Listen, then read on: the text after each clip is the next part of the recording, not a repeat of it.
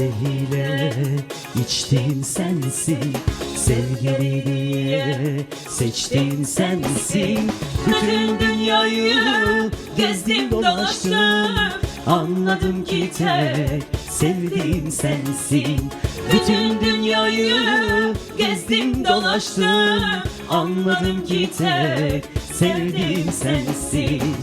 Dert ortağım benim, Biricik sevgilim, söyle senden başka kimim var benim? Dert ortağım benim, biricik sevgilim, söyle senden başka kimim var benim?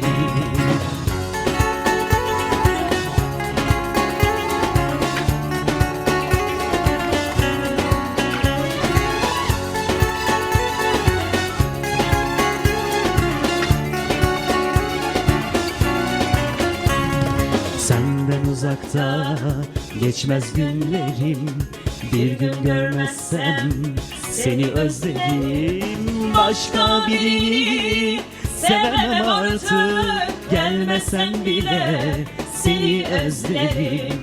Başka birini sevemem artık, gelmesen bile seni özlerim. Dert ortağım benim, biricik sevgilim, söyle senden başka kimim var benim?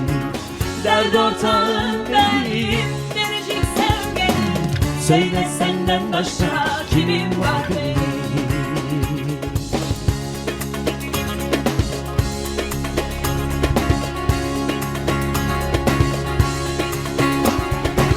Dert ortağım benim, biricik sevgilim, söyle senden başka kimim var benim? Dert ortağım benim, biricik sevgilim, söyle senden başka kimim var benim?